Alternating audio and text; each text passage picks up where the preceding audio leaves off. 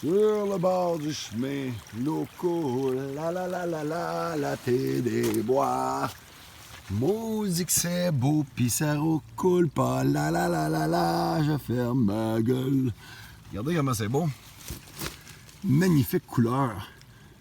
Bourgogne, mauve, vert et rouge, bien sûr. Regardez-moi ça, la qualité de ces fruits-là.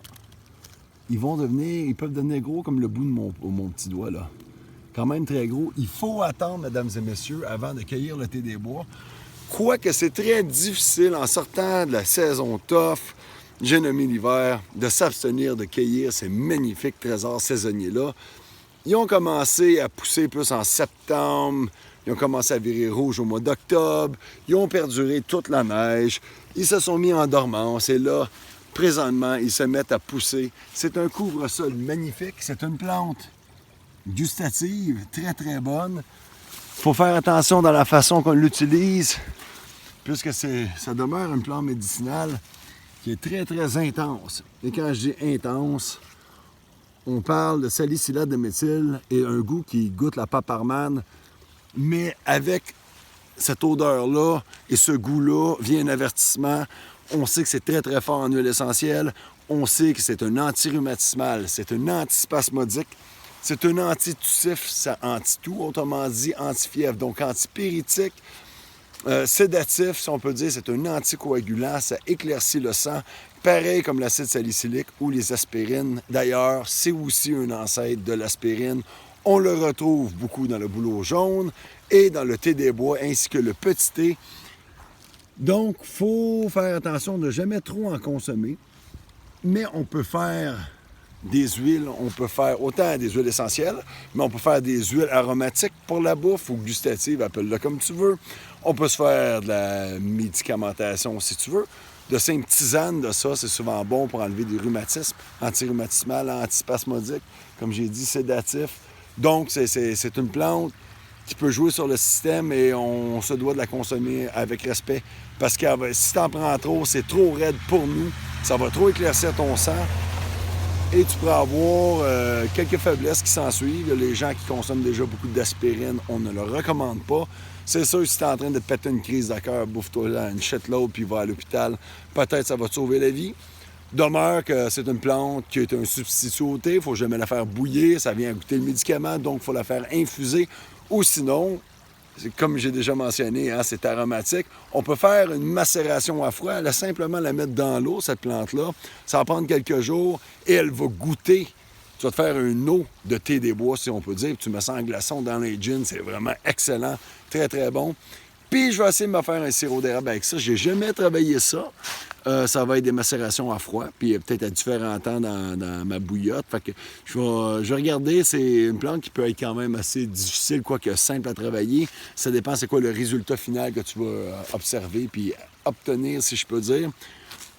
Un truc que beaucoup de gens ne connaissent pas, cette plante-là, les effets qui sont très coriaces. Hein? Très, très, très coriaces. On voit ça, des grosses couleurs. Souvent bien exposé au soleil. Je ne sais pas si c'est par rapport à quelques années ou de quoi de même. Ils changent de couleur, la pigmentation n'est pas pareille. Les feuilles, si on veut les consommer, et le temps où elles sont le plus remplies, évidemment, c'est comme n'importe quelle plante, mesdames et messieurs, les pousses, de jeunes pousses. On prend les pousses de sapin, de conifères, c'est bon, on mange les pousses de tournesol. Hein? Fait que c'est pas exactement, quand on dit des pousses, évidemment, en anglais, on appelle ça New Year's Sprout. Ça veut dire que c'est les pousses nouvelles de l'année sur un sapin, sur un épinote qui vont sortir du bout de la branche. Ah, celle-là, il y a une maladie. Ça a l'air que c'est aromatique, ça aussi. Il faut en parler à Cueilleuse Jane. Mais sinon, revenons à nos pousses. Celle-ci, ça va être les pousses nouvelles de l'année par des rhizomes ou des fois même sur les plants.